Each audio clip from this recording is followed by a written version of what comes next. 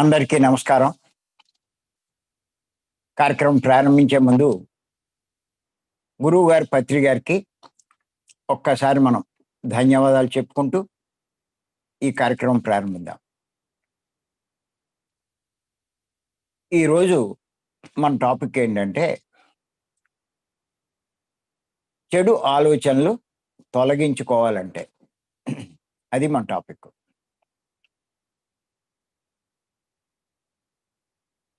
సహజంగా ప్రతి ఒక్కరిలో ఏదో ఒక రకమైన చెడు ఉంటుంది. చెడు చెడే.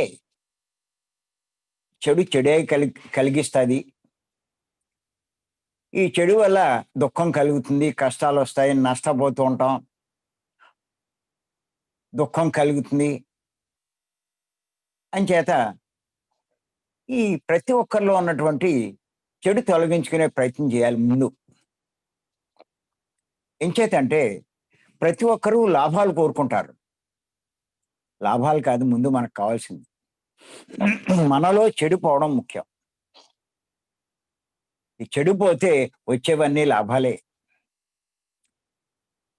మనం లాభాలు కోరుకుని కొన్ని లాభాలు పొందినా మనలో చెడు ఉంటే మళ్ళా మనకి ఎన్నో నష్టాలు జరుగుతాయి. మనం కృషి చేసి పొందినటువంటి కొద్దిపాటి లాభాలు కూడా ఈ చెడు చేయడం వల్ల వచ్చే ఆ దుఃఖంతో, కష్టాలతో దానికి విలువ లేకుండా పోతుంది. చూడండి, బాగా డబ్బు సంపాదించారు, మంచి ప్యాలెస్లా కట్టారు ఇల్లు, కానీ వాళ్ళకి ఏదో పెరాలసిస్ వచ్చింది, లేకపోతే ఏదో మైగ్రేన్ హెడేక్, లేకపోతే ఏదైనా చాలా దారుణమైన రోగాలు వచ్చినాయి అనుకోండి, మంచం మీద పడి ఎందుకు? ఎంత ప్యాలెస్లో ఉంటే మటుకు ఉపయోగం ఏముంది? అంచేత ఈ లాభాలు కలగడం కాదు, మనలో ఉన్న చెడు కోసం తొలగించుకోవడం కోసం ప్రయత్నం చేయాలి. మరి చెడు ఎలా తొలగుతుంది అంటే ధ్యానం ద్వారా అనే మనం చెప్పుకుంటున్నాం గత 4-5 క్లాసుల నుంచి కూడా. బుద్ధుడిని ఎవరో అడిగితే మీరు ధ్యానం ద్వారా ఏం సంపాదించుకున్నారు అంటే, నేను సంపాదించుకున్నది ఏమీ లేదు, కానీ ధ్యానంలోకి వచ్చిన తర్వాత ధ్యానం ద్వారా నాకెన్నో పోయినాయి అన్నాడు ఆయన. నాలో ఉన్న కోపం, నాలో ఉన్న ద్వేషం, అసూయ,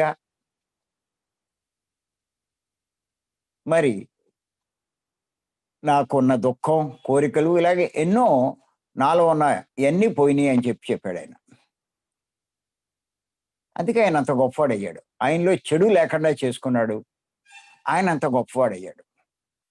అలాగే మనం కూడా చెడు లేకుండా చేసుకుంటే మనము గొప్పవాళ్ళు అవుతాం. బుద్ధుడు మీరు గమనించినట్లయితే తనలో చెడంతా పోగొట్టుకుని ఎప్పుడూ ఆనందంలో ఉంటూ కొన్ని వేల మందికి కాదు, లక్షల మందికి మరి ఈ చెడు తొలగించుకొని ఆనందంగా, శాంతిగా జీవించే మార్గం చూపించాడు, బోధించాడు ఆయన. అసలు ఆయన మనకు అందించినటువంటి ఈ ధ్యాన మార్గం ఆనాపానసతి అని అప్పుడు అనేవారు. ఇప్పుడు పత్రి గారు దాన్నే తెలుగులో మార్చి శ్వాస మీద ధ్యాస అని చెప్పారు. అంచేత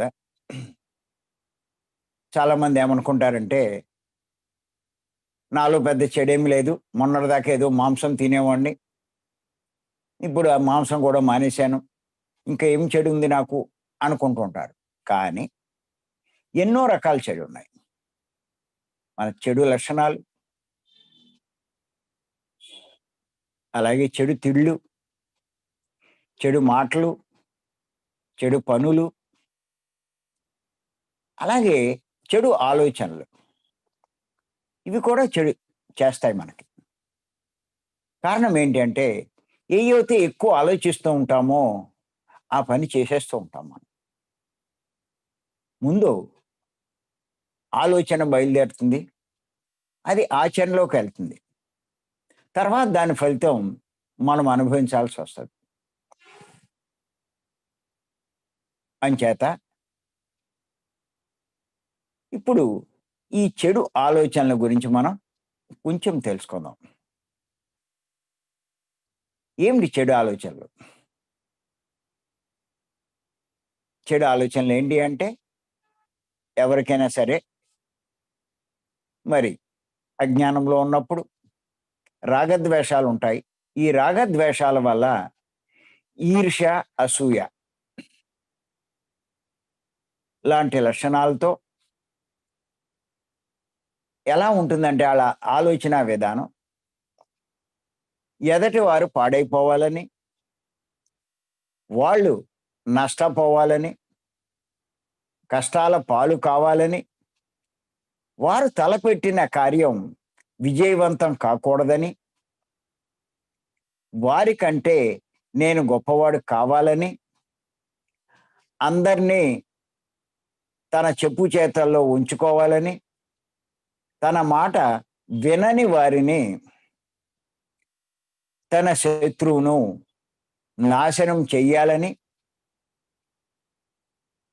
వారి మీద పగబట్టడం, ప్రతీకారం తీర్చుకోవడం, అలాగే వాళ్ళందరి మీద ఎలా కక్ష సాధించాలి అని ఇన్ని రకాలుగా ఆలోచిస్తూ ఉంటారు.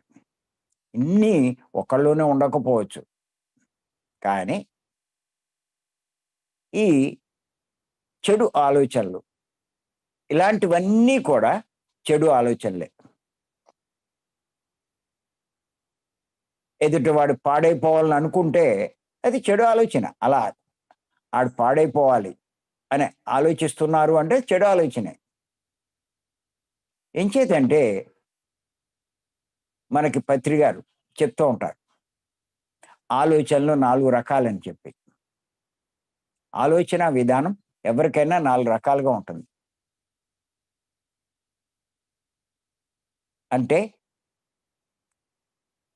వినాశకర ఆలోచనలు, వ్యతిరేక ఆలోచనలు, అనుకూల ఆలోచనలు, ఆశ్చర్యకరమైన ఆలోచనలు. ఇలా 4 రకాలుంటాయని చెప్తారు. వినాశకర ఆలోచనలు అంటే ఎదుటివాడు నాశనమైపోవాలి. అలాగే వ్యతిరేక ఆలోచనలు నెగెటివ్ థింకింగ్. ఇది కూడా ఈ ఆలోచనా విధానం కూడా నష్టమే.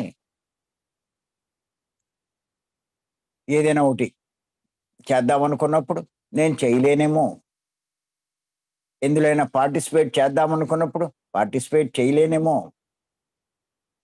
ఐఏఎస్‌కి ఎళ్దామనుకున్నప్పుడు ఐఏఎస్‌కి నేను ఎళ్ళలేనేమో, నా వల్ల ఎక్కడవుతుంది అని వెంటనే ఆ నెగెటివ్ వీళ్ళలో వస్తుంది. ఎప్పుడైతే వచ్చిందో ఆ పని చేయలేరు. అలాగే వాడు పాడైపోవాలి అని ఈడు ఆలోచిస్తూ ఉంటే వాడు పాడవడు. వాడు పాడవడు. వీడే పోతాడు. వాడు ఫెయిల్ అవ్వాలి అని ఈడు అనుకుంటూ ఉంటే వాడు ఫెయిల్ అవ్వడు. వీడే ఫెయిల్ అయిపోతాడు. ఇలాగా. మరి ఈ 4 రకాల్లో చెడు ఆలోచనలు ఎయ్యి అంటే వినాశ వినాశకర, వ్యతిరేక. వినాశకర ఆలోచనలు, వ్యతిరేక ఆలోచనలు. ఇవి చెడు ఆలోచనలు. వాళ్ళకి ఇటువంటి ఆలోచనలుంటే వాళ్ళకి నష్టమే కలుగుతుంది. వారు నష్టపోతారు. అంచేత వాడు పాడైపోవాలంటే వాడు పాడవడు. వీడే పాడవుతాడు. వాడు నష్టపోవాలనుకుంటే వాడు నష్టపోడు. వీడే నష్టపోతాడు. వాడు కష్టాల పాలు కావాలి అనుకుంటే వీడే కష్టాల పాలవుతాడు. వాడు తలపెట్టిన కార్యం విజయవంతం కాకూడదు అంటే అది వీడనుకుంటే జరగదు. ఆ సృష్టి యొక్క ధర్మం ప్రకారం ఒకడిని నాశనం చేయాలని చూస్తే వాళ్ళే నాశనం అవుతారు. అంచేత ఇది మనం తెలుసుకోవాలి. ఎప్పుడైతే మనం ఈ విషయం తెలుసుకుంటామో, మన ఆలోచన విధానాన్ని సరి చేసుకుంటాం. ప్రతి ఒక్కరూ గ్రహించండి. మీరు ఖాళీగా ఉన్నప్పుడు సహజంగా ఖాళీగా కూర్చుంటే ఎయ్యేయోటే ఆలోచిస్తూ ఉంటాం. ఈ ఆలోచనలు ఎలా ఉన్నాయి? ఏ రకంగా ఉన్నాయి? అని కాస్త గమనించండి. మీ ఆలోచనలే కనుక ఇలా చెడుగా ఉంటే మరి ఖచ్చితంగా సరి జేసుకోవాలి. సరి జేసుకోకపోతే అంతా మీకు నష్టమే. ఊరికే మంచి జరగాలి అంటే మంచేం జరగదు. ఎన్నో మనం సరి జేసుకోవాలి. మనలో చెడు సరి జేసుకోవాలి. మరి ఇటువంటి ఆలోచనలకి ముఖ్య కారణం మనలో ఉండే చెడు గుణాలు. చెడు గుణాలకి ముఖ్య కారణం మన చెడు మనసు. అంచేత మనసులో చెడు తొలగించుకునే ప్రయత్నం తప్పనిసరిగా ప్రతి ఒక్కళ్ళు చేయాలి. చెడు తొలగిపోతే మనసులో చెడు గుణాలు పోతాయి. చెడు గుణాలు పోతే చెడు ఆలోచనలు పోతాయి. చెడు ఆలోచనలు పోతే మరి నిజంగా చేసేవన్నీ మంచిగానే ఉంటాయి. మంచి ఆలోచనలే ఉంటే మంచే చేస్తారు. జీవితంలో మంచి ఫలితాలే వాళ్ళకొస్తాయి. మరి దానికి చెప్పుకున్నాం మనం. మనసులో ఉన్న చెడు పోవాలంటే. నేను ఒక ఎగ్జాంపుల్ గూడా గ్లాస్‌లో నీళ్లు పోసి అయి కూడా చూపించాను ఇంతకుముందు సెషన్‌లో. మనసు బాగా నిశ్చలం చేసుకోవాలి ధ్యానంలో. నిశ్చలం చేసుకున్న స్థితిలో గంటలు, గంటలు, రోజులు, నెలల తరబడి మనం కూర్చోగలిగితే పట్టుదలగా మనసు శుద్ధమవుతుంది. మనసు ఎప్పుడైతే శుద్ధమవుతుందో గుణాలు మారిపోతాయి. గుణాలు ఎప్పుడైతే మారిపోతాయో ఆలోచన విధానం మారిపోతుంది. ఆలోచన విధానం ఎప్పుడు మారిపోతుందో మన పనులు కూడా మారిపోతాయి.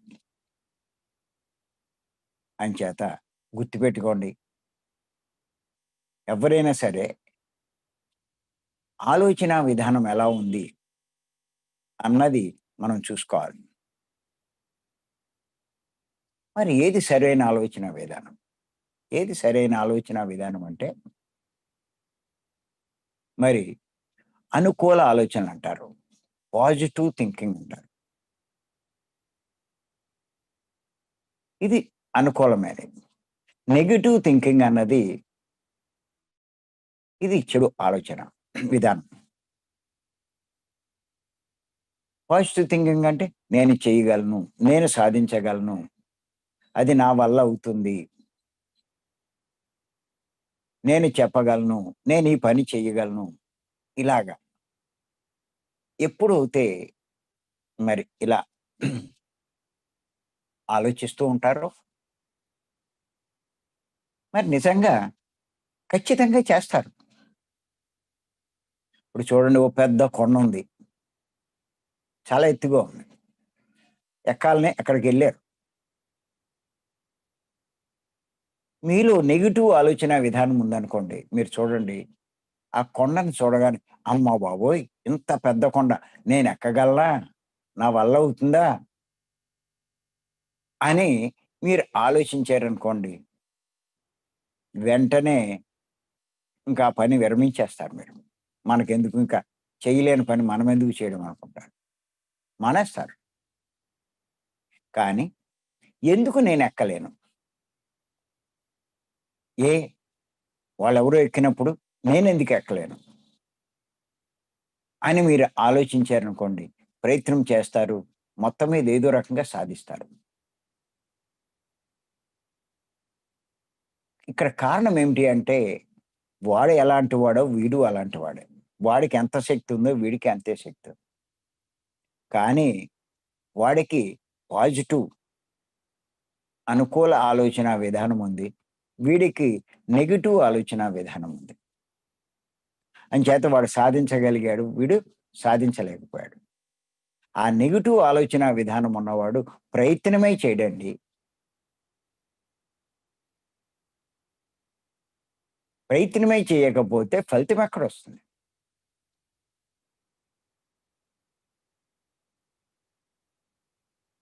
అంచేత ఈ చెడు ఆలోచనలన్నవి మనకి చెడ్డే కలిగిస్తాయి. ఇన్ని రకాల చెడు మనలో ఉంటే చాలామంది ఏమనుకుంటారంటే, మాలో ఏ చెడు లేదండి అనుకుంటారు. చెడు లేకపోవడమేంటి? మీలో ఉండే నెగెటివ్ ఆలోచనలు, మరి వినాశకర ఆలోచనలు. నెగెటివ్ అంటే వ్యతిరేక. వినాశకర అంటే డిసాస్ట్రస్ అంటారు. వినాశకర ఆలోచనలు. అవి మీలో ఉన్న చెడే అది. చెడు కాకపోవడం ఏంటి? అందుకే మన మాస్టర్స్ చాలా మంది సలహా ఇస్తూ ఉంటారు. నెగెటివ్‌గా ఆలోచించకండి. పాజిటివ్‌గా ఆలోచించండి. అది అవుతుంది. అది సాధించగలము అనేటువంటి ఆలోచన విధానంలో ఉండండి అని మనకి సలహా ఇస్తూ ఉంటారు.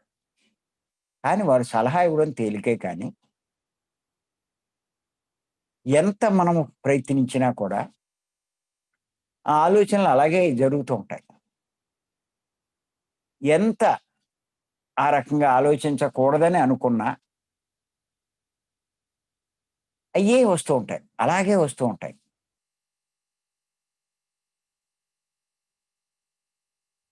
దానికి ముఖ్య కారణం ఏంటంటే మనలో ఉన్న చెడే. ఏదో హింస చేస్తే, లేతే ఏదైనా అబద్ధం ఆడితే, లేతే ఏదో దొంగతనం చేస్తే, ఇలాంటి పనులు చేస్తేనే మనం చెడు మనలో ఉన్నట్టు అనుకుంటాం. ఇవన్నీ చెడేనండి. ఇన్ని రకాల చెడు సరి జేసుకోవాలి మనం.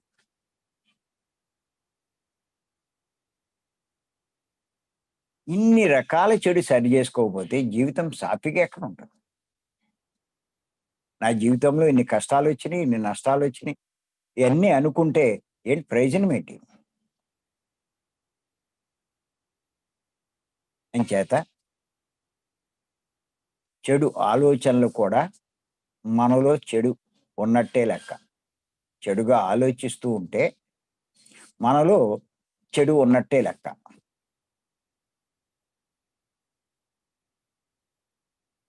అంతేకాదు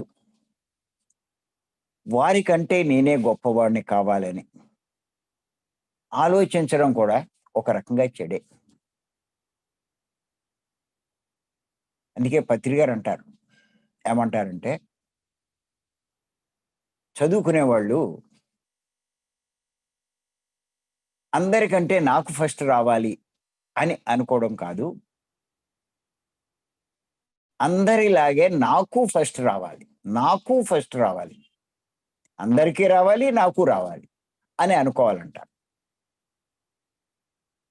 అంటే అందరికీ రాకూడదు. నా ఒక్కడికే. అందరికంటే అంటే నా ఒక్కడికే అని అర్థం.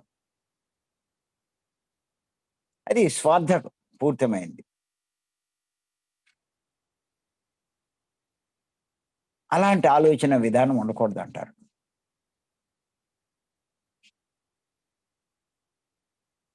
అంచేత.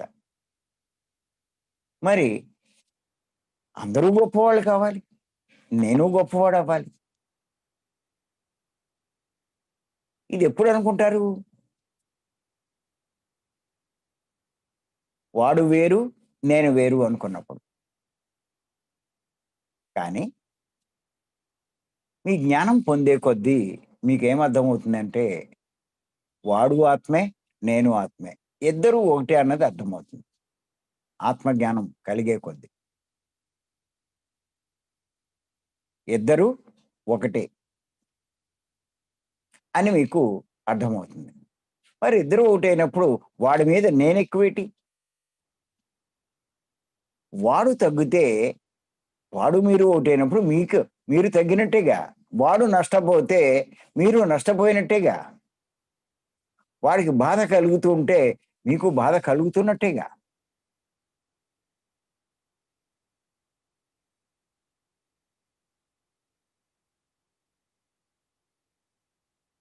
ఇది ఎప్పుడు జరుగుతుంది?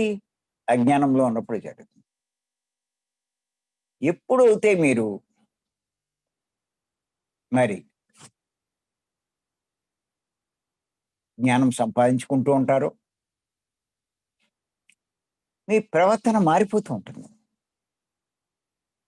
ఆలోచన విధానం కూడా మారిపోతుంది. మీరొక్కళ్ళే బాగోవడం కాదు. అందరూ బాగోవాలనుకుంటారు.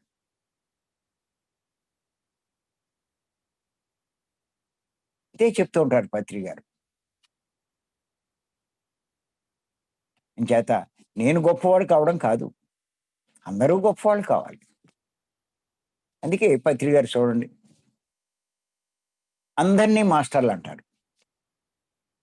నేనొక్కడినే మాస్టర్‌ని కాదు. అందరూ మాస్టర్‌లే. మీ అంతా నాలా తయారు కావాలంటారు.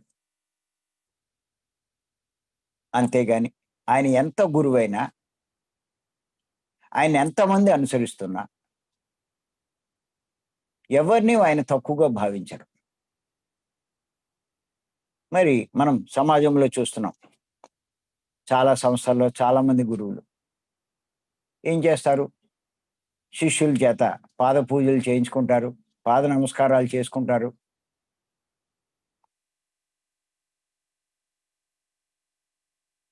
వాళ్ళ యొక్క పాదుకలు తీసుకెళ్ళి ఇంట్లో పెట్టుకొని పూజలు చేస్తూ ఉంటారు. గురు పూజలు చేస్తూ ఉంటారు. ఇయన్నీ మనం చూస్తున్నాం.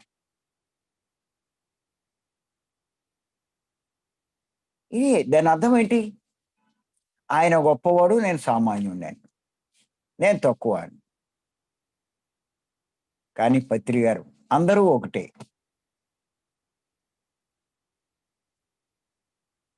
అంచేత ఇటువంటి ఏమి లేవు. ఎలాగానే గురువు పాదాల మీద పడ్డం. ఆయన ఫోటో పెట్టుకుని పూజించడం. ఇలాంటివి ఏమి ఉండవు. ఆఖరికి దండ కూడా ఆయన ఏయించుకోడు.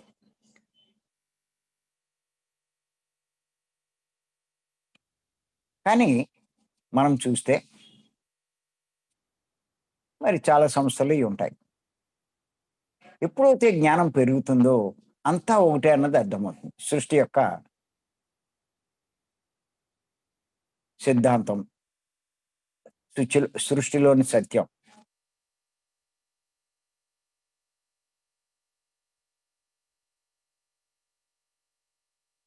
అహం బ్రహ్మాస్మి. నేనే ఆ బ్రహ్మను. తత్వమసి. నేనేదైతే ఉన్నానో నువ్వు కూడా అదే. సర్వం కల్విదం బ్రహ్మ. అంతా బ్రహ్మమయమే. బ్రహ్మ కాందేది. మరి అన్నీ బ్రహ్మ అయినప్పుడు ఇంకా తక్కువేటి, ఎక్కువేటి?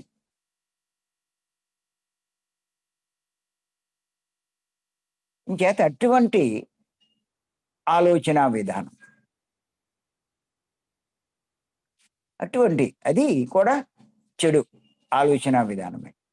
వీడికి ఎంతో గమ్ముని తొందరగా జ్ఞానం పొందలేడు ఆ ఆలోచనా విధానంలో ఉంటే. ఎలాంటి ఆలోచనా విధానంలో ఉంటే అదే జరుగుతూ ఉంటుంది. యద్భావం తద్భవతి. యా మతిది సా గతిర్భవేత్ అన్నారు ఉపనిషత్తులు.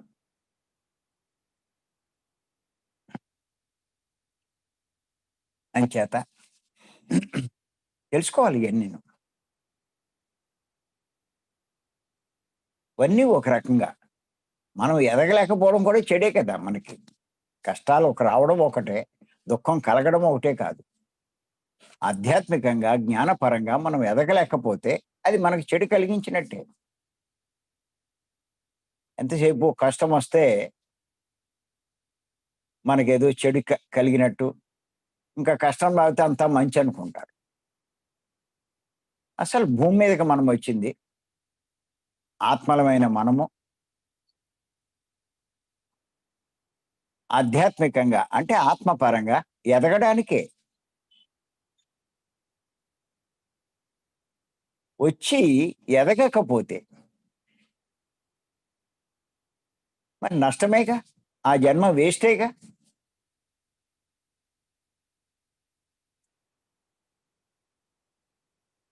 అంచేత నేను కాదు, అందరూ గొప్పవాళ్ళు కావాలి. నేను లాభం పొందడం కాదు, అందరూ లాభం పొందాలి. అంచేత ఆయన ఏమంటారంటే పిలవడం,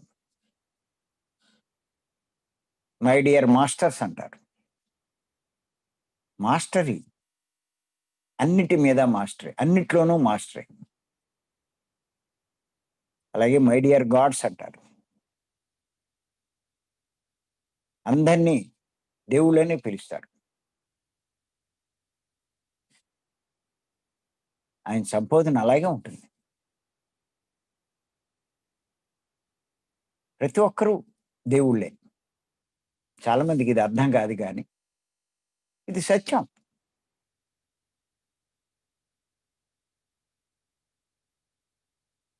అంచేత నేను గొప్పవాడు కావాలి అనుకోవడం కాదు. అంతేకాదు, ఇంకా కొంతమంది ఏమనుకుంటారంటే అందరినీ తన చెప్పు చేతల్లో ఉంచుకోవాలనుకుంటారు.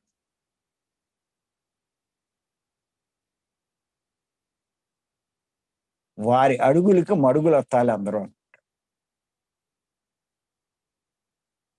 దానికి ఏం చేయాలో చేస్తూ ఉంటారు. కొంతమంది గురువులు శిష్యుల్ని బెదిరిస్తూ ఉంటారు, భయపెడుతూ ఉంటారు. తనని కాదన్నా, తన మాట కాదన్నా, తను చెప్పింది చెయ్యకపోయినా మీకు ఎలాంటి నష్టం వస్తుంది, ఇలాంటి నష్టం వస్తుందని బెదిరిస్తూ ఉంటారు. ఎప్పుడైతే వీడు భయపడతాడో మనకెందుకు వచ్చిన గొడవ, ఆయన చెప్పినట్టు మనం చేసుకుందాం అనుకుంటారు. ఆయన అడుగులకు మడుగులెత్తూ ఉంటారు.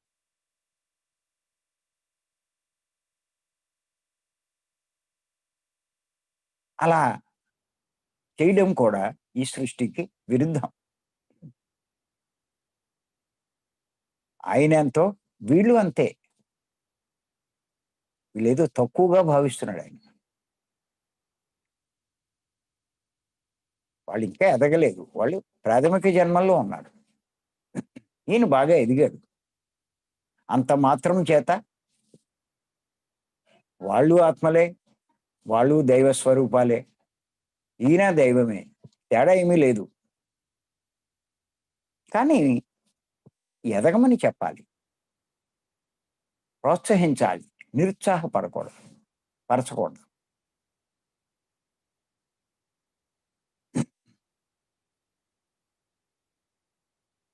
అంచేత మరి ఇలాగ అటువంటి ఆలోచన విధానం కనుక ఉంటే అది చెడు ఆలోచనే. అది వాడికి నష్టం కలిగిస్తది. తాత్కాలికంగా కొంత ఆధిపత్యం ఉంటే ఉండొచ్చు. కానీ అది సృష్టి విరుద్ధం కాబట్టి ఎంతో కొంత నష్టపోతాడు. ఈయన కూడా అంతకన్నా ఎదగడు. ఇంకా కొంత దిగజారుతాడు కానీ. ఏదైనా వెంటనే తెలీదండి రిజల్టు. సృష్టిలో మెల్లిమెల్లిగా, మెల్లిమెల్లిగా తెలుస్తుంది. అంటారు కదా! పాపం చేస్తే వెంటనే కష్టం రాదు. పాపం పండితేనే కష్టం వస్తుందంటారు. అంచేతేంటంటే అలా ఎంతోమంది తన మాట వినని వారిని మరి లొంగదీసుకోవాలని, వాళ్ళని నాశనం చేయాలని, తన శత్రువుని నాశనం చెయ్యాలని ఏం చేస్తారు? వారి మీద పగబడతారు. ప్రతీకారం తీర్చుకోవాలనుకుంటారు. తన శత్రువు మీద, వాళ్ళ మీద. దానికి రకరకాలుగా ఆలోచిస్తూ ఉంటారు. వీడి మీద ఎలా ప్రతీకారం తీర్చుకోవాలి? వాడిని ఎలా నాశనం చేయాలి? మనకిది రాజకీయాల్లో బాగా ఎక్కువ కనిపిస్తూ ఉంటుంది.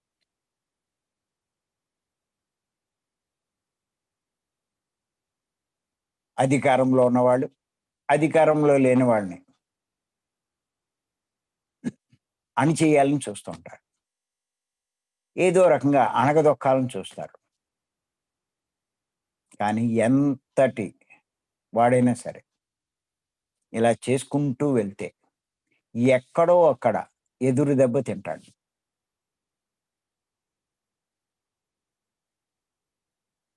ఇంచేతది సృష్టికి విరుద్ధం. చేసిన వాడు అనుభవించవలసింది. అంచేత ఇటువంటి సృష్టి విరుద్ధమైన పనులు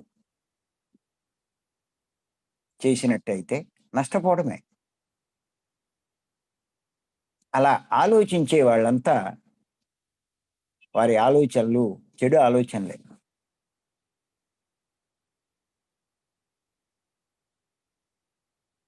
అందుకే మీరు చూడండి, ఈ రాజకీయాల్లో కూడా శాశ్వతంగా ఎవడు ఉండడు. ఏదో కొన్నాళ్ళు వైభవం వెలగబోస్తారు కొన్నాళ్ళు. అలా చేసి, చేసి, చేసి పాపం పండితే తుప్పని గాలికి ఎగిరిపోతారు.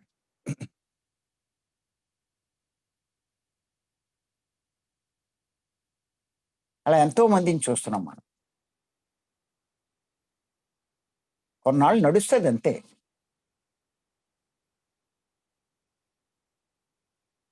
ఆషామాషి కాదిది.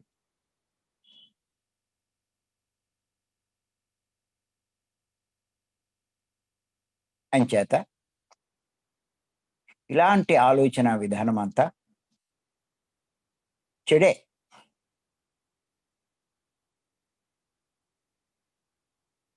మరి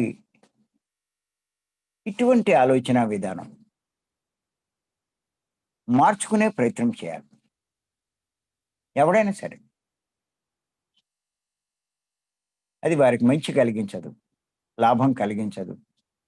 మంచి భవిష్యత్తునివ్వదు. వాళ్ళ నాశనానికి మార్గమవుతుంది.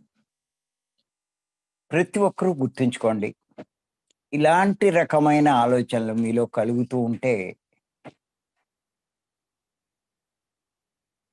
అవి చెడు ఆలోచనలు అని గుర్తుపెట్టుకోండి. అటువంటి ఆలోచనలు లేకుండా ఉండేట్టు చేసుకోండి. ఉన్నాయి అంటే దానికి కారణం మీ మనసులో చెడు ఉన్నట్టే. అంతేకాదు ఈ ధ్యాన మార్గంలోకి వచ్చిన వాళ్ళు కూడా మిమ్మల్ని మీరు పరిశీలించుకుంటూ ఉండాలి. 1 కాదు, 2 కాదు. ఎన్నో రకాలుగా పరిశీలించుకుంటూ ఉండాలి.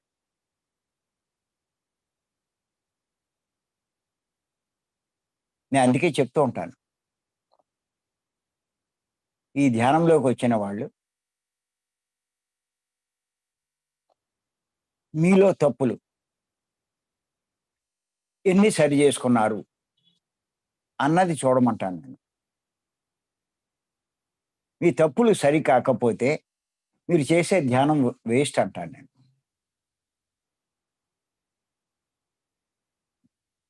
మన తప్పులే కాదు, మాటలే కాదు, ఆలోచనలు కూడా సరవ్వాలన్నది చూసుకోండి.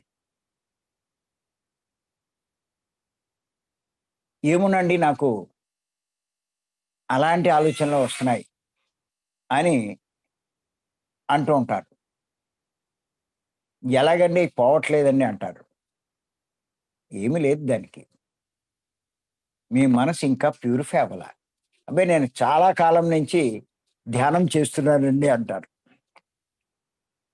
మీరు ఎంత కాలం నుంచి ధ్యానం చేస్తున్నా కూడా మనసులో చెడు పోలేదు. శుద్ధి కాలేదు. ఇక్కడ ఎంత కాలం నుంచి ధ్యానం చేస్తున్నామని కాదు. ఎలా చేస్తున్నాం అన్న దాని మీద ఎక్కువ దృష్టి పెట్టాలి. ఆ ధ్యాన సాధనలో ఉన్న లోపాలు ఏమైనా ఉంటే సరి జేసుకోవాలి. ముఖ్యంగా నేను చెప్పేదేంటంటే గంటలు గంటలు కూర్చోవడం కాదు. ధ్యానం చేయడంతో పాటు ఆహార నియమాలు ఇది ఒకటి ప్రతి ఒక్కరూ గుర్తుపెట్టుకోవాలి. ఆహార నియమాలు పాటించాలి. ఎప్పుడైతే ఆహార నియమాలు పాటిస్తారో ఖచ్చితంగా. ఎందుకంటే మనం తీసుకునే ఆహారానికి మనసుకి లింక్ ఉంటుంది.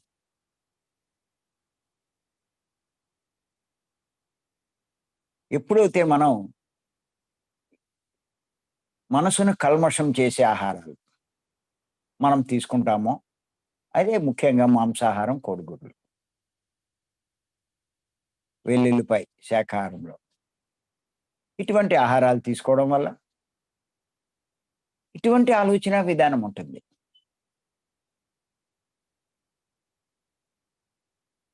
ఎంతో నష్టపోతాం.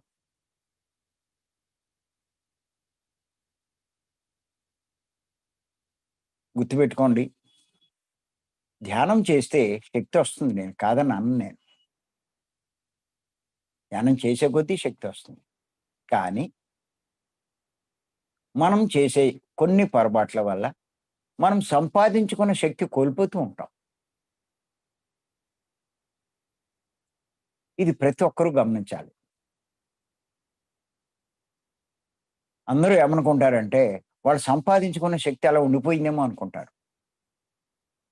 ఇంకా కొంతమంది అలా చేస్తూ భలేగా నాకు ఏమిటోనండి అలా శక్తి వస్తున్నట్టుగా అనిపిస్తుంది. ఒక్కొక్కసారి ఆ తల కూడా బరువెక్కిపోతుంది అంటారు. రైటే వాళ్ళు చేసినప్పుడు వస్తే రావచ్చు. కానీ అది నిలబడిందా లేదా? ఇంకా కొంతమంది ఏమంటారంటే,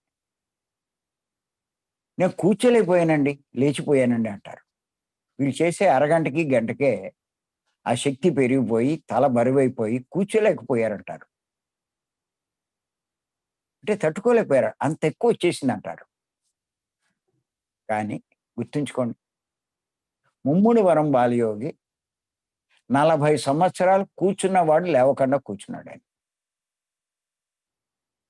ఇంకా మనం ఆ కూర్చున్న అరగంట, గంటలో 40 నిమిషాలు, 50 నిమిషాలు ఆలోచనలే ఉంటాయి. ఆలోచన లేని స్థితి చాలా తక్కువుంటుంది. శక్తి సంపాదించింది తక్కువుంటుంది. ఆ కాస్త శక్తికే వీళ్ళు తట్టుకోలేకపోతే, నిజంగా 40 సంవత్సరాలు కూర్చున్నవాడు అలా కూర్చోగలిగాడు అంటే, ఆలోచన లేని స్థితిలో నెలల తరబడి కాదు, సంవత్సరాల తరబడి ఉన్నాడు. ఆయన ఎంత శక్తి సంపాదించి ఉంటాడు. ఆయన ఏమైపోవాలి ఆయనకి? బుర్ర పగిలిపోవాలి.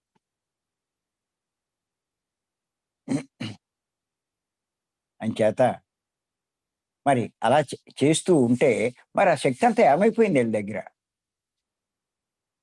కారణం ఏంటంటే ధ్యానం చేస్తే వస్తది. కానీ కొన్ని లోపాల వల్ల వారిలో ఉన్న శక్తి కోల్పోతూ ఉంటారు. ముఖ్యంగా ఆహార నియమాలు. ఈ ఆహార నియమాల్లో చాలామంది మేము పాటిస్తున్నామండి. అది తినటం లేదండి, ఇది తినటం లేదండి అంటారు. మానేసామండి, ఎప్పుడో మానేసామండి. వెల్లుల్లిపాయ కూడా మానేసామండి అని చెప్పి అంటారు. కానీ గుర్తుపెట్టుకోండి, మానేయచ్చు. కానీ బయటికి వెళ్ళినప్పుడు వీరు అంత అబ్జర్వ్ చేయరు. ఇంచేతంటే పత్రి గారు చెప్తారు.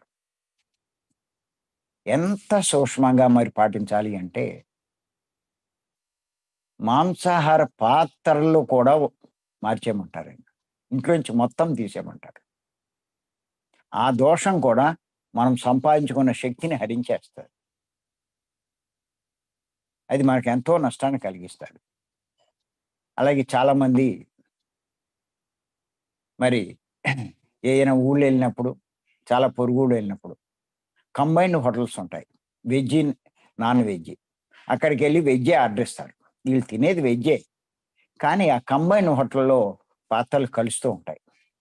అటువంటి చోట వెజ్ తిన్నా కూడా వీళ్ళకి ఆ దోషం తగిలి వీళ్ళు సంపాదించిన శక్తి కోల్పోతూ ఉంటారు. ఇంకా కొంతమంది ఫంక్షన్స్‌కి వెళ్తూ ఉంటారు. మ్యారేజ్ ఫంక్షన్స్ ఇటువంటివి.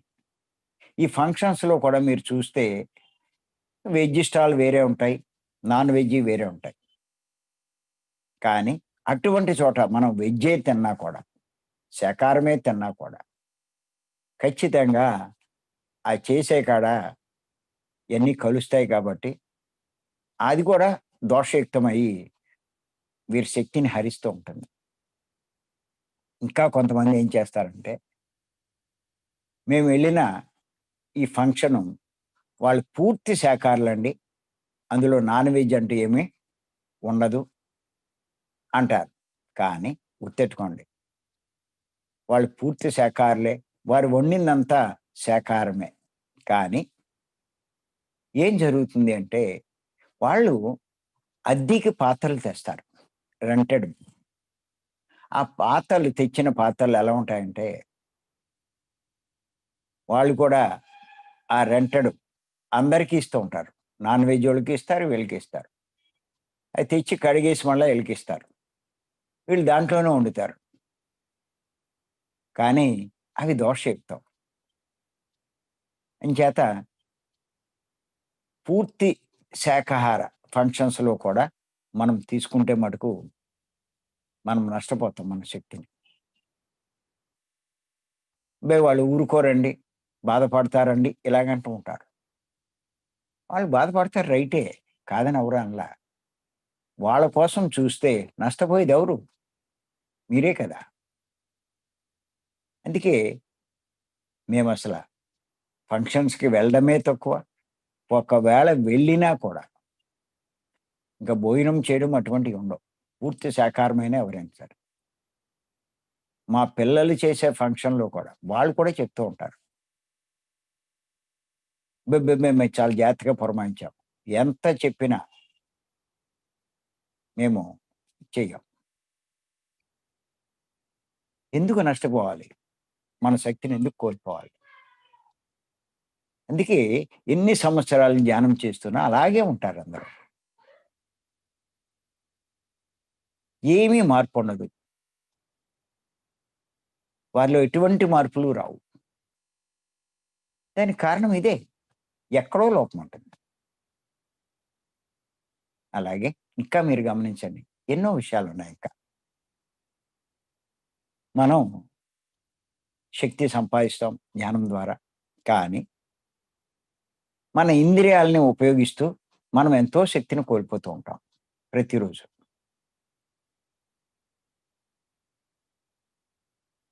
చూడడం ద్వారా కళ్ళతో, మాటలతో వినడం ద్వారా, మన శక్తిని ఎంతో మాటలు మాట్లాడడం ద్వారా మన శక్తిని ఎంతో కోల్పోతూ ఉంటాం. ఆఖరికి అతిగా ఆలోచిస్తున్నా కూడా మన శక్తి హరించేస్తాడు.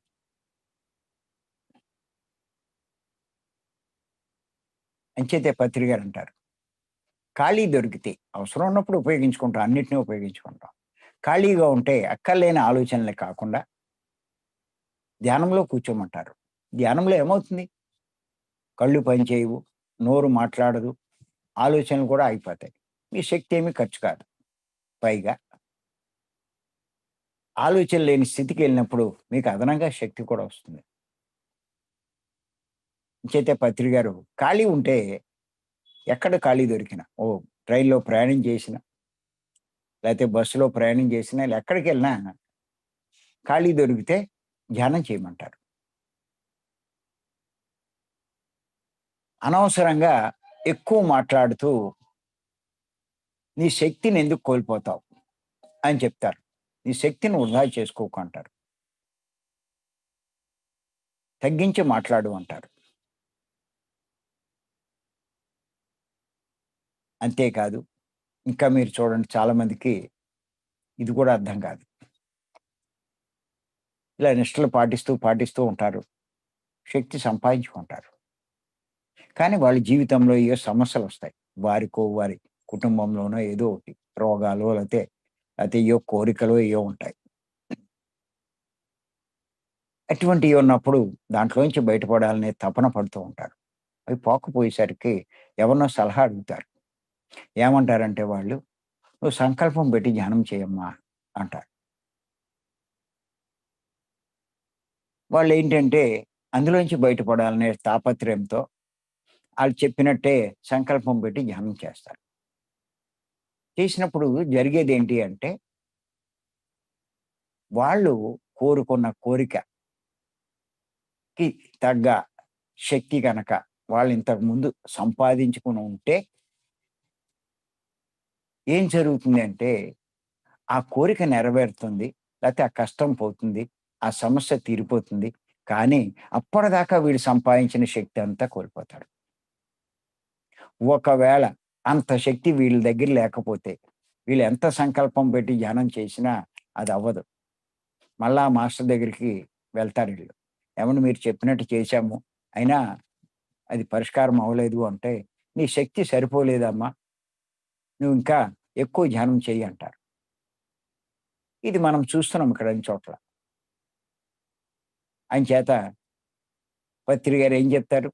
"నువ్వు చేయవలసింది చేస్తే రావాల్సింది అదే వస్తుందంటారు." అంచేత సార్ ఏం చెప్తారంటే, మనమేమి సంకల్పం పెట్టక్కర్లా. మనం చేయవలసిన సాధన అలా చేస్తూ ఉంటే, నీ సాధన శక్తి పెరిగే కొద్దీ, అది రావాల్సిన టైంలో ఆటోమేటిక్‌గా వస్తది. అప్పుడు నీకు శక్తి కోల్పోవు. విలువైన శక్తిని మనం ఉంచుకుంటాం. శక్తి ఆషామాషీ కాదండి. ధ్యానం ద్వారా మనం సంపాదించేది. ఋషులు, మహర్షులు వీళ్ళంతా తపస్సు, తపస్సు అంటే ఏం కాదు. మనం చేసే ధ్యానమే. దీన్నే తపస్సంటారు. తపనతో చేసే ధ్యానమే తపస్సు. అంటే తపన. ఏంటి తపన? వాళ్ళు భగవంతుడిని సాక్షాత్కరించుకోవాలని, జీవితంలో ఆ మోక్షం పొందాలని, అలాంటి తపనతో ఇది ఈ ధ్యానం చేస్తూ ఉంటారు. దాన్నే తపస్సు అంటారు. అదే రాక్షసులవుతే అతీతమైన కోరికలుంటాయి. ఈ ప్రపంచాన్ని జయించాలని, అందరికంటే బలవంతులవ్వాలని, వరాలు పొందాలని ఇలాంటివన్నీ వాళ్ళకుంటాయి. ఆ తపనతో వాళ్ళు చేస్తారు. దాన్ని తీవ్ర తపస్సు అంటారు. తీవ్ర ధ్యానమే తీవ్ర తపస్సు. అలాంటివి చేసినప్పుడు మరి ఆటోమేటిక్‌గా ఏమవుతది? చేసిన దానికి ఫలితం ఉంటుంది. అంచేత ఏంటి అంటే ఎలా వస్తది? శక్తి పెరిగే కొద్దీ. చేయగా శక్తి పెరిగే కొద్దీ అవి సాధించుకుంటారు. మనమైనా సరే శక్తి పెంచుకుంటూ ఉంటే మీకు తెలియకుండానే అన్నీ అవుతూ ఉంటాయి. నెరవేరుతూ ఉంటాయి. మనకే ఆశ్చర్యం కలుగుతుంది. భలే అవుతుంది, భలే అయిపోతుందని. అంచేత ఈ శక్తిని మనం వృధా చేసుకోకూడదు.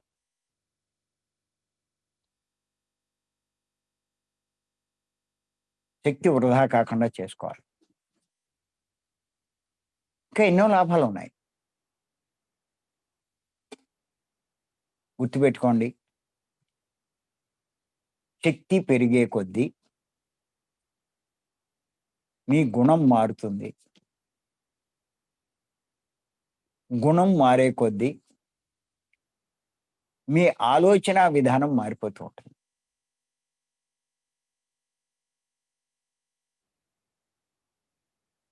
ఏ ఆలోచనా విధానం అయితే వినాశకరంగా ఉందో అది పోతుంది. వ్యతిరేక ఆలోచనలోకొస్తారు. ఇంకా సాధన చేసి శక్తి పెంచుకుంటే ఈ వ్యతిరేక ఆలోచనల నుంచి అనుకూల ఆలోచనలోకొస్తారు. అంచేత ఈ శక్తి పెరగకపోతే ఆలోచన విధానం కూడా మారదు. గుణం మారదు. ఆలోచన విధానం మారదు. ఎప్పుడైతే గుణం మారుతుందో మరి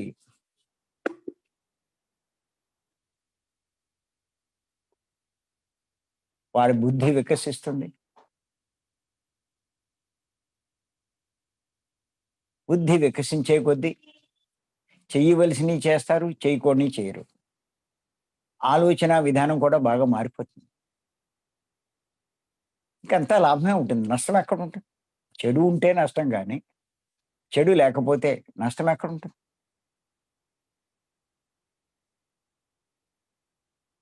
అంచేత మన శక్తి కోల్పోకుండా జాగ్రత్త పడాలి. నేను ఒకటే చెప్తున్నాను. నువ్వు ఎంత సంపాదించుకున్నావు అన్నది కాదు శక్తి. నువ్వు కోల్పోకుండా ఉంచుకున్నావా లేదా అన్న దాని మీద ఆధారపడదు. నువ్వు రూ. 1,00,000 సంపాదించావు. 99,000 ఖర్చు పెట్టేశావు. ఏంటి ఉపయోగం? 1000 గాని నీ దగ్గరుంటా. చెప్పుకోవచ్చు 1,00,000 సంపాదించాను. కానీ ఇప్పుడు నీ దగ్గర ఎంతుంది? 1000. ఇంకోడు 5,000 సంపాదించాడు. 3,000 ఖర్చు పెట్టాడు. వీడి దగ్గర ఇంకా 2,000 ఉన్నాయి. అంటే ఆడికంటే ఎక్కువ సంపాదించినట్టు ఈడు. 1,00,000 సంపాదించినోడు ఎక్కువ అనుకుంటాడు కానీ, 5,000 సంపాదించినోడే ఎక్కువ సంపాదించినట్టు. ఇక్కడ కూడా అంతే. నువ్వు ఎంత సాధన చేసి ఎంత సంపాదిస్తే కోల్పోయింది ఎక్కువుంది. అది తెలుసుకోవాలి. అందుకే నేను దాని మీద ఎక్కువ దృష్టి పెట్టమంటా. శక్తి కోల్పోకుండా జాగ్రత్త పడండి. శక్తి పెరిగే కొద్దీ మీలో ఉన్నటువంటి చెడంతా ఆటోమేటిక్‌గా తొలగిపోతుంది. శక్తి పెరిగితేనే గుణం మారుతుంది. మనసు శుద్ధి అవుతుంది. మనసు శుద్ధి అవుతే అన్ని రకాల చెడు పోతాయి మనలోంచి. ఇప్పుడు ఎన్ని చెప్పుకుంటున్నామో రోజు. అది సాధించాలి ముందు.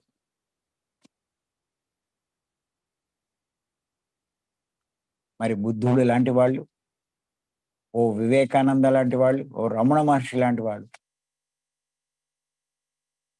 మనసును శుద్ధి చేయడం కాదు. మనసును శూన్యం చేసేశారు. మనసుని ఆత్మలో లయం చేశారు.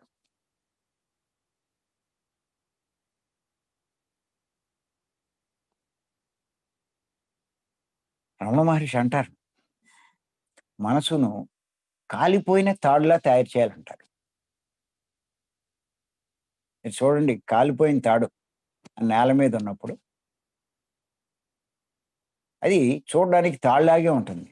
కానీ మీరు పట్టుకోండి దాన్ని, చేతికి రాదది. దానికేమీ లేదు. దాని యొక్క ప్రభావం.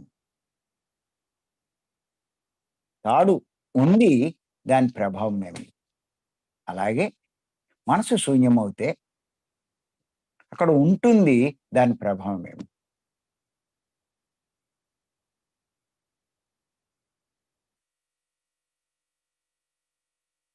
ఇంక చెడు ఎక్కడుంటుంది? చెడంతా మనసుకు సంబంధించిందేగా. ఇప్పుడు అన్నీ చెప్పుకుంటున్నాం మనం. అంత దాకా వెళ్ళక్కల. మనసు శుద్ధి చేసుకోండి చాలు.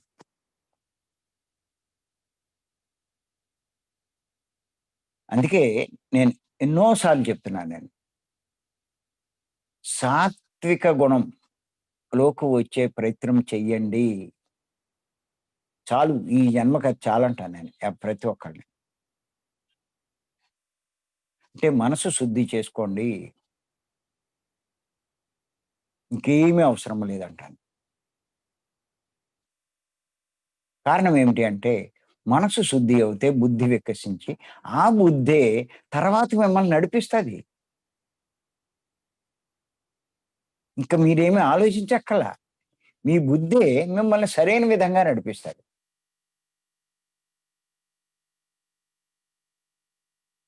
మీ గురించి ఇంక మీరు వరీ పడక్కర్లా. మీ గురించి ఆ బుద్ధే చూసుకుంటది.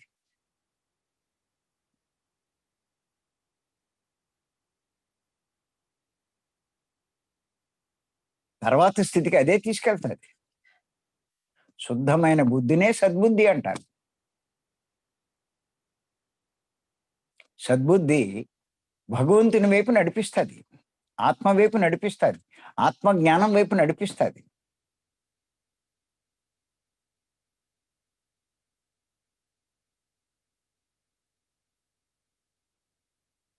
అంచేత ఆ స్థాయికి మనం రావాలి. అంచేత మరి మనకి నష్టం కలిగించే చెడు ఆలోచన పోవాలి అంటే ఖచ్చితంగా మనసు శుద్ధి చేసుకోవాలి. చాలామంది అడుగుతూ ఉంటారు. ఏమిటోనండి నాకన్నీ నెగెటివ్ ఆలోచనలే అంటారు. అలాంటి ఆలోచనా విధానం ఉన్నవాళ్ళు నేను మరొక్కసారి చెప్తున్నాను. తీవ్ర ధ్యాన సాధన చేయండి. సాత్వికమైన శాకాహారం తీసుకోండి. ఖచ్చితంగా కొన్ని నెలల్లో వెంటనే అవ్వదండి. ఒక రోజు, 2 రోజులు, వారం రోజుల్లో కాదు. ఎందుకంటే మనం ప్రాపంచిక జీవితంలో ఉన్నాం. సంసార జీవితంలో ఉన్నాం. ఎన్నో వ్యవహారాలు చేస్తూ ఉంటాం. ఏమి అన్నీ వదిలేసి ఉంటే కనుక అది వేరే సంగతి. ఎవరిని వదిలేస్తాం? భార్యను వదిలేస్తామా? భర్తను వదిలేస్తామా? పిల్లల్ని వదిలేస్తామా? అందుకే పత్రి గారంటారు. ఎవరిని వదలక్కర్లా. ఈ సంసారం చేస్తూనే నువ్వు ఇది సాధించే ప్రయత్నం చేయంటారు. అంచేత ఈ నియమాలన్నీ పాటిస్తూ జాగ్రత్తగా ఉంటూ, అవకాశం దొరికినప్పుడల్లా సాధన చేస్తూ, ఇగో మేము భీమవరంలో పెట్టిన 3 రోజుల క్లాసులు. కొన్ని క్లాసులు మీరు అటెండ్ అవుతూ, పగలంతా మీరు అన్ని పనులు చేసుకోండి. రాత్రిని మీరు దీనికి ఉపయోగించండి. అలా మీరు చేసుకుంటూ ఉంటే ఖచ్చితంగా ఎందుకు రాదండి మనలో మార్పు? ఎందుకు సాధించలేం? సందేహమేమీ లేదు.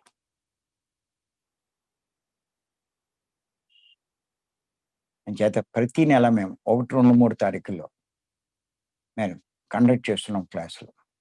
అటెండ్ అవ్వండి. ఎన్నో గంటలు కూర్చోబెడతాం మీకు.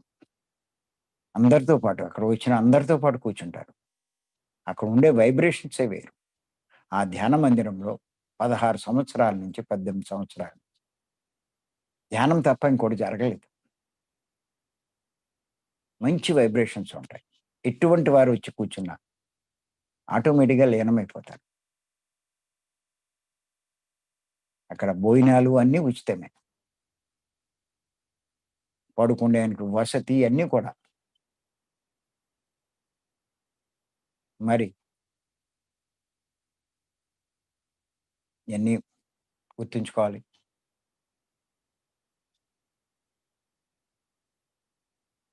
ఎవరైతే ఇయన్నీ గుర్తుంచుకొని బాగా సాధన చేస్తారో మంచి మార్పొస్తుంది వాళ్ళ జీవితం. ఇంతకుముందు అయిపోయిందేదో అయిపోయినియండి. ఆ జీవితం అయిపోయింది. ఎక్కడి నుంచైనా మార్చుకోండి.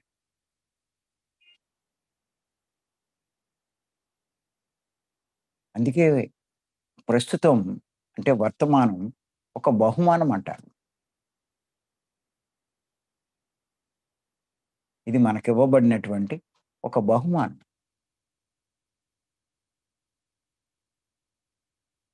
తప్పకుండా ఈ వర్తమానాన్ని బాగా ఉపయోగించుకొని మన సాధన ద్వారా, ధ్యానం ద్వారా, శ్వాస మీద ధ్యాస ద్వారా జీవితంలో అన్ని రకాల లాభాలు పొందాం. ముందు మనలో ఉన్న చెడు తొలగించుకునే ప్రయత్నం. అది. ఇంకెన్ని విన్నా, ఎన్ని చేసినా మీలో చెడు పోకపోతే ఏం ఉపయోగం లేదు. చెడు పోవాలి అంటే మనసు శుద్ధి కావాలి. మనసు శుద్ధి కావాలంటే తీవ్ర సాధన, సాత్వికమైన శాకాహారం. ఇయన్నీ తప్పదు. చేత మరి మరికొన్ని విషయాలు నెక్స్ట్ ఎపిసోడ్‌లో మనం తెలుసుకుందాం. చేత అందరికీ నమస్కారం. నెక్స్ట్ ఎపిసోడ్‌లో మళ్ళా కలుద్దాం. Thank you. Thank you. Thank you.